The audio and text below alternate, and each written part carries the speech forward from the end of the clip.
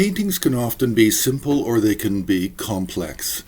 And by that I mean that there could be a number of artistic elements included in the composition, or you can have a number of iconographic elements. So I want to draw your attention to one painting, and this painting belongs to a set of many compositions. I think we might know of maybe 30 that belong to this set. It was created in the 16th century. It depicts a lineage of teachers, and each of the composition has one large central figure, and that is one of the major lineage teachers. That's the main topic, the main subject of this painting set, is to depict a lineage of teachers. In this case, we have somebody called Sachen Kunga Nyingpo. So he's the first element. He's the first iconographic element, the most important element in this composition. Then the painting before him, the composition before him, would be his teacher. The composition after him will be his main student. And it continues like that. But we have other iconographic elements in this painting.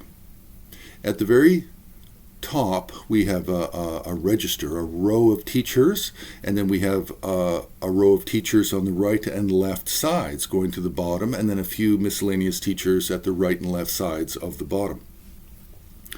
This is called an alternating lineage.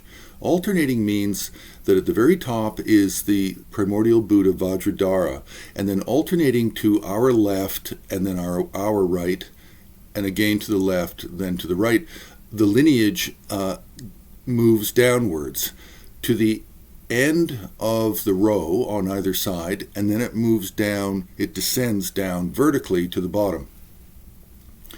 So what we have at the very top is we have Vajradhara, and then to our left is Vajranaratmya, to our right is Virupa, to our left again is Dombi Heruka, and on with the lineage.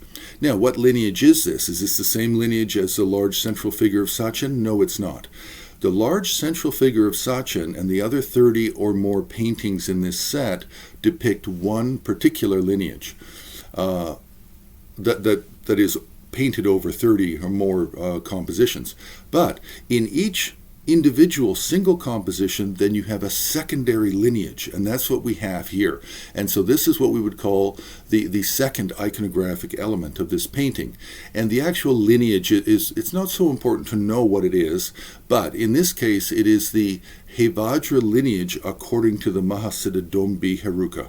Dombi Heruka is the figure at the top left who's riding a tiger and embracing a consort.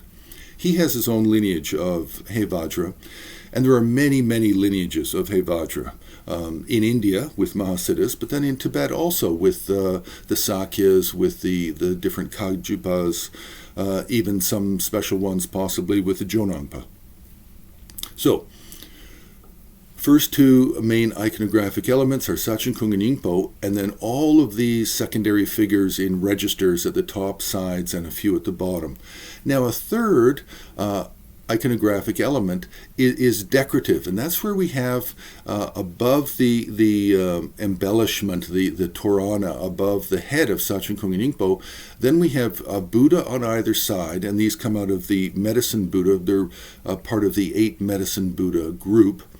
But then we have 4 Amitabhas figures, and we have a 5th, which is larger, and then we have an Amitabha.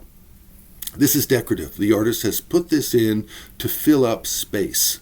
Purely decorative, but it is an iconographic element. Then at the very bottom of the painting, we have the 4th iconographic element, which is a series of deities, some peaceful, some wrathful, and these are actually added from 2 different iconographic sources, 2 iconographic compendium texts. One is called the Druptap Gyatso, the other one is called the Bari Gyatsa. And so these figures are added to the bottom of each composition in this very large set of approximately 30 plus paintings.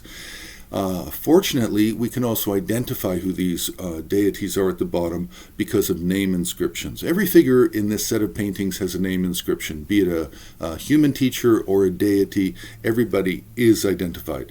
So this is just an introduction to looking at this type of painting, because by understanding the iconographic elements of this painting of Sachen Kunga Nyingpo, we can understand the iconographic elements of the other 30 paintings.